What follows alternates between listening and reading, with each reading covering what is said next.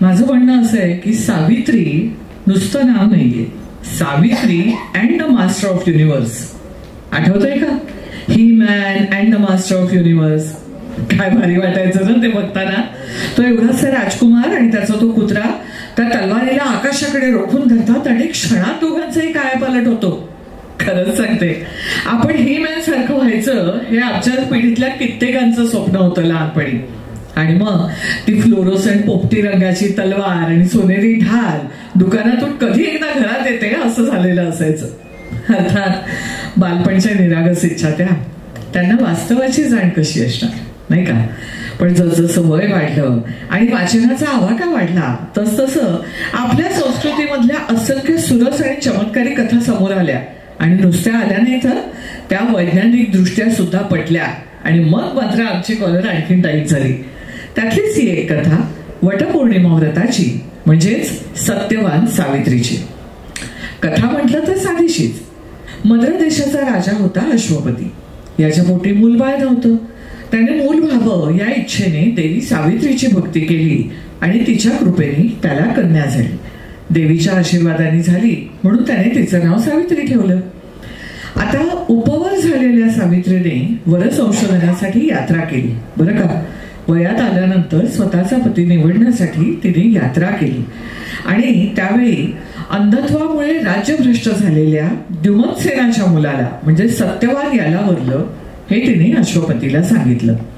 पण नारद मुनी होतेच तिथे. त्यांनी सांगितलं की सत्यवान 1 वर्षातच मरण पावणार आहे, तर तू विचार कर बाई. पण येता जाता क्रश बदलणारीही नव्हती. त्यामुळे सत्यवान 1 वर्षातच मृत्यू पावेल असं भाकीत ऐकल्यानंतर देखील सावित्रीने मात्र सत्यवानाशीच विवाह करायचं ठरवलं. आणि त्यांच्या विवाहाला बरोबर 1 वर्ष होण्याच्या आधीचे 3 दिवस 3 रात्री ती सत्यवानाकडे डोळ्यात तेल घालून लक्ष ठेवून होती. आणि ज्या क्षणी यमराजाने खरोखरच सत्यवानाचे प्राण घेतले त्या क्षणापासून ती यमराजांच्या मागे मागे जाऊ लागली. त्यांच्याशी अत्यंत आदराने बोलू लागली. आणि मग सत्यवानाचे प्राण सोडून काहीही वर माग या यमराजांच्या आदेशानुसार तिने असे 3 वर मागितले की त्यांना सत्यवानाचे प्राण परत देणं भाग पडलं. पहिला वर काय मागितलं माहितीये? माझ्या सासऱ्यांची केलेली दृष्टी त्यांना परत मिळो. दुसरा मागितला सासऱ्यांचं गेलेलं वैभव आणि ऐश्वर्य त्यांना पुन्हा मिळो.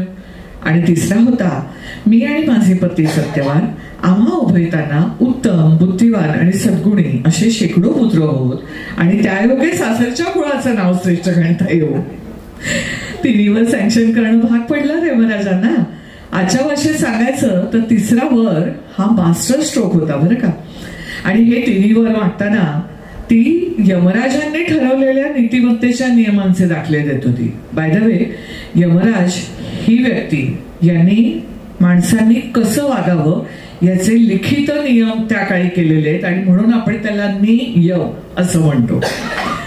तर यमराजांनी ठरवलेल्या नीतिमत्तेच्या नियमांचे दाखले देत होती आणि तिच्या बुद्धिमत्तेवर प्रसन्न होऊन तिच्याशी वादविवाद करू न शकल्यामुळे यमराजांनी सत्यवानाचे प्राण परत दिलेत.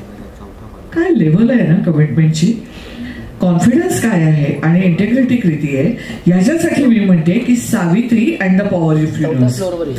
कसं आहे ना पल्लवी, मेलेल्या माणसाचे प्राण परत आणून त्याला पुन्हा जीवन जगू देणं ही युनिव्हर्सली युनिक अशी गोष्ट आहे. आतापर्यंतच्या ज्ञात इतिहासातली एकमेव घटना आहे. जगाच्या इतिहासात, मी पुन्हा सांगते, जगाच्या इतिहासात अगदी मिथक कथांमध्ये सुद्धा कुठेही अशी कथा निसटती सुद्धा सापडत नाही. आणि आपल्याकडे तर तिथी, वार, संभाषण, लोकेशन एवढंच नाही तर हिरो हिरोईन दोघांच्याही खानदानाची कुंडली उपलब्ध आहे. आणि आपण सो कॉल्ड अतिशहाणे, सिव्हिलाइज्ड, वेल मॅनर्ड, वेल कल्चर्ड असं स्वतःलाच म्हणवून घेणारे सुशिक्षित लोक या स्टोरीकडे जरा दुर्लक्ष करतो. कारण आपल्याला हसू येतं ना, काय नवऱ्यासाठी उलटबीत करायचं म्हणून आपण त्याची टिंगल करत बसतो. पण या सगळ्या वादावादीत एक महत्वाचा मुद्दा निसटून जातो याचा विचारच करत नाही का आपण. हे व्रत किंवा त्या घटनेची काही लाखावी अॅनिव्हर्सरी म्हणूया आपण, ती साजरी करताना पुराण काळातल्या पुराव्यांचा विचार नाही करत आहोत. म्हणजे बघा ना, की त्या काळी स्त्रियांनी स्वतःचा पती स्वतःच शोधायची पद्धत होती. पहिली गोष्ट. एकदा तिचा निर्णय झाला की त्यात कोणीही बदल करत नसे. मगाशी मी सांगितलं, तिने अश्वपतीला सांगितलं जरी 1च वर्ष आयुष्य असेल तरी मी याच्याशीच लग्न करणार आहे, त्याच्या पुढे कुठलाही ड्रामा झाला नाही. प्रत्यक्ष यमाशी वाद करू शकण्याइतका तिचा शास्त्राचा अभ्यास दांडगा होता. म्हणजे अलीकडे आपण जे कुचकुच ऐकतो की स्त्रिया शिक्षणापासून वंचित वगैरे, तर ते तसं तेव्हा नव्हतं. प्रत्यक्ष यमाशी वाद घालण्याची हिंमत तिच्या अंगी होती आणि ही हिंमत हा आगाऊपणा नव्हता, तर तिने वादविवाद करणं हे शास्त्रसंमत होतं. बरं, हा वादविवाद सुरू असताना ती कुठेही आक्रमक झाली नाही किंवा भावनिक गुंते वाढवत बसली नाही किंवा हल्ली सिरियल मध्ये दाखवतात तसा कुठलाही मेलोड्रामा तिने केला नाही. इनफॅक्ट अत्यंत स्थिर बुद्धीने आणि आदरपूर्वक बोलणं सुरू ठेवून तिने यमाला सत्यवानाचे प्राण परत देण्यास भाग पाडलंय. एवढंच नाही, सासऱ्यांची गेलेली दृष्टी आणि वैभव देखील परत मिळवले. या सगळ्यातून काय सिद्ध होतं? हेच ना की सावित्री ही अतिशय हुशार, अतिशय सुशिक्षित, विचारी, धाडसी आणि दृढनिश्चयी अशी स्त्री होती.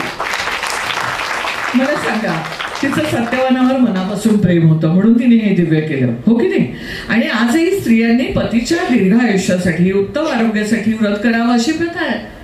इमोशनल कनेक्ट जोडण्याच्या दृष्टीने ते बेटर आहे, त्यामुळे प्रथा पाळायला काही हरकत नाही. पण खरं तर मला असं वाटतं की खरं तर ही कथा सावित्रीच्या अफाट बुद्धिचातुर्याची, सावित्रीच्या धाडसाची आहे, तिच्या दुर्दम्य आत्मविश्वासाची आहे, तिच्या सत्यवानाशी असलेल्या कमिटमेंटची आहे आणि आपल्याला जे योग्य वाटतं ते मिळवण्याच्या कपॅसिटीची सुद्धा आहे. आणि असं असताना आपण सावित्रीच्या लेकी म्हणतो ना आपण स्वतःला, तर असं असताना आपण तिचे हे गुण अंगी हवेत म्हणून वडाची पूजा नाही करायची. नवऱ्याच्या आरोग्यासाठी, दीर्घायुष्यासाठी प्रार्थना करताना स्वतःच्या ठामपणासाठी, स्वतःच्या कणखरपणासाठी, स्वतःच्या उन्नतीसाठी आणि स्वतःच्या आरोग्यासाठी देखील प्रार्थना करूया. हे जमेल ना? सोपं आहे तसं. मग आपण सगळ्याच जणी असू Savitris and the masters of universe.